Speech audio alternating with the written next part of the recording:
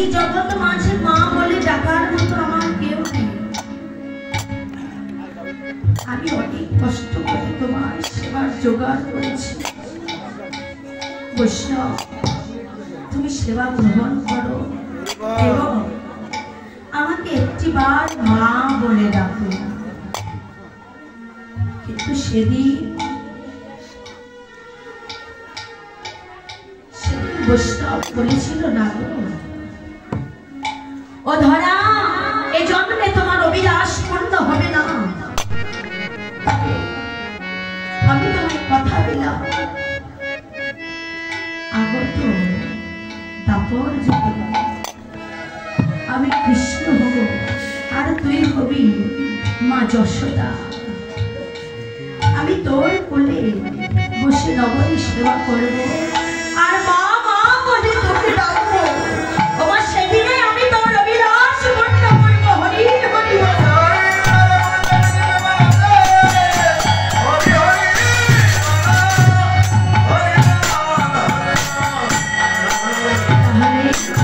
সেই সত্যযুগের ধরা দেবী হলে আজকের এই মা যশোদা।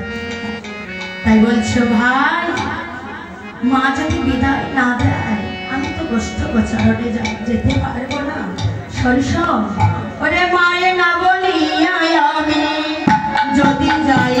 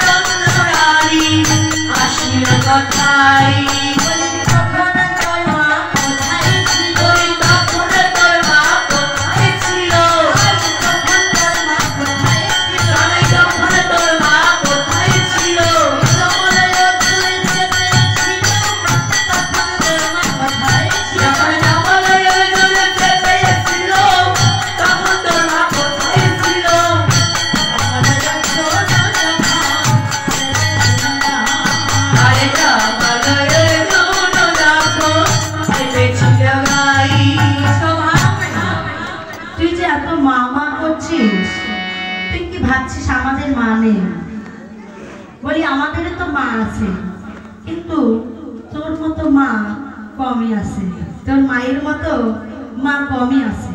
কেননা ও ভাই, স্বল্প নবনী চুরি করে খেয়েছিলি, তাই তোর মা তোকে জমালো অর্জুন গাছের সাথে বেঁধে রেখেছিল। কিন্তু আমাদের ঘরেও তো মা আছে, তারা তো আমাদের সাথে এমন করে না। ও ভাই বলি, তোর মা যে তোকে কত ভালোবাসে আর বলতে হবে না। জমাল অর্জুন যখন চেপেছিল গাই, তখন তোর মা নন্দরানী আসিল কোথা। বলি সেদিনে বান্ধব মোড়াই ছিল, সেদিনে বান্ধব মোড়াই ছিল, সেদিনে বান্ধব মোড়াই ছিল, সেদিনে বান্ধব মোড়াই ছিল, হাতের বান্ধব ধরে দিলাম, সেদিনে বান্ধব মোড়াই, তোমার হাতের বান্ধব খুলে দিলাম, সেদিনে বান্ধব মোড়াই ছিল, হাতের বান্ধব ধরে দিলাম, সেদিনে বান্ধব মোড়াই, তোমার হাতের বান্ধব খুলে দিলাম, সেদিনে বান্ধব মোড়াই ছিল। তুই তো মায়ের বড়াই আর করিস না, বুঝলি? তোর মা যে তোকে কত ভালোবাসে তা জানি আমরা। ওই মায়ের বড়াই আর করিস না। চল এবার গোষ্ঠ গোছানো যাবি কিনা তাই না। এবার এমন সময় বলছে, মায়ের কাছে যদি অনুমতি না নেই তাহলে তো আর যাওয়া যাবে না, মায়ের কাছে অনুমতি নিতে হবে। তাই এবার কি করেছে, ওরে কানতে শ্রীরাম কথা বলো রামায়ণ, কানতে শ্রীরাম কথা বলো রামায়ণ কথা, কানতে শ্রীরাম কথা বলো রামায়ণ কথা, কানতে শ্রীরাম কথা বলো রামায়ণ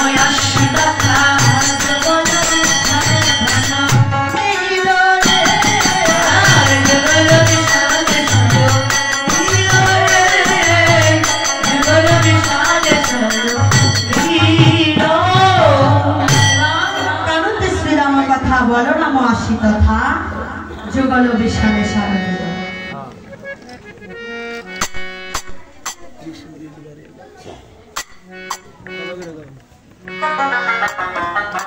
কারণে শ্রীরাম কথা বলরাম আসি তথা যুগল বিশালে সারদিল।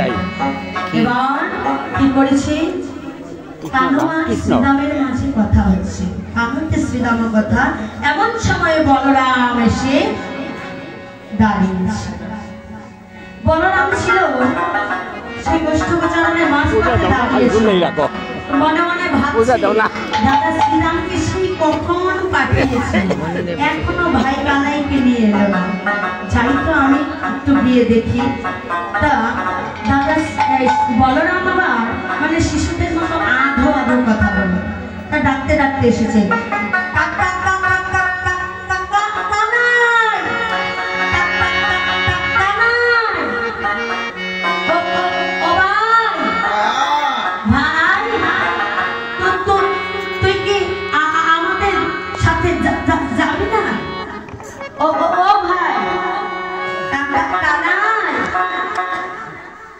মানে এমন ভাবে কথা বলে আধো আধো বলে।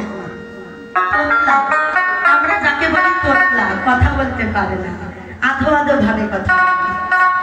এমন সময় বলরাম এসে ভাই কানাইকে ডাকছে। কানতে শ্রীরাম কথা বলরাম আসি তথা যুগল বিশালে সারদিল। এবার সবাই মিলে বলছে, শোন শোন, আমরা একাই তো ভাই কানাইকে নিয়ে যেতে পারবো না, তবে আগে মায়ের কাছে যেতে হবে, মায়ের কাছে গিয়ে অনুমতি নিতে হবে। তাই এবার রাখালগণকে নিয়ে মায়ের কাছে চলছি। বলে প্রণতি করিয়া মায়ে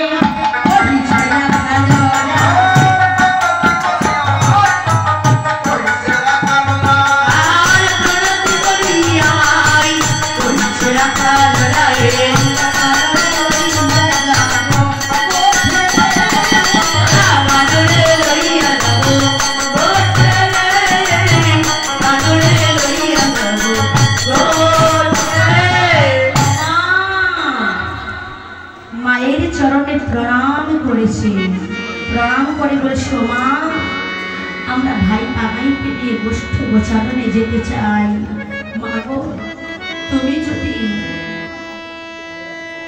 উপদেশ না দাও, তুমি যদি আমাদের যেতে না করো, আজ্ঞা না করো, আমরা তো যেতে পারবো না। ভাই কানাই যে তোমার ছাড়া আর বোঝে না।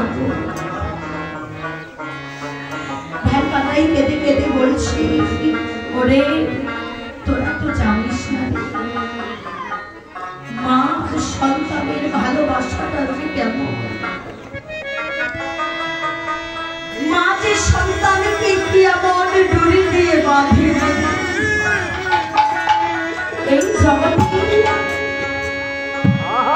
এই জগতের ডুরি দ্বারা বাঁধলে ডুরিকে দেখা যায়, চোখে দেখা যায়, কিন্তু ভালোবাসার জুড়ে দিয়ে যে মায়া তোমার সন্তানকে বাঁধে, ওই বাঁধন দেখা যায় না।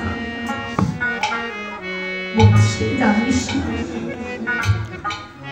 ও ভাই শ্রীরাম, একদিন আমি আমার মাকে না বলে লবণে চুরি করে খেয়েছিলাম। ভয় পেয়েছিলাম মা বুঝি আমাকে মারবে, সেই ভয়ে লুকাইয়েছিলাম। কিন্তু তোরা তো জানিস না ভাই, গতকাল আমার মা আমাকে না দেখতে পেয়ে, গতকাল আমাকে না দেখতে পেয়ে আমার মা সেদিন যেন পড়তে বসেছিল। ওই যমুনায় ডাব দিতে গিয়েছিল। সেদিন আমি কি করেছিলাম, হইতে মায়ের আঁচল খানা টেনে ধরেছিলাম। আঁচল খানা টেনে ধরে বলেছিলাম, মা গো তুমি অমন করে আর বলো না মা গো, তুমি যদি মারা যাও বল বলে জগতি আমি মা বলিয়া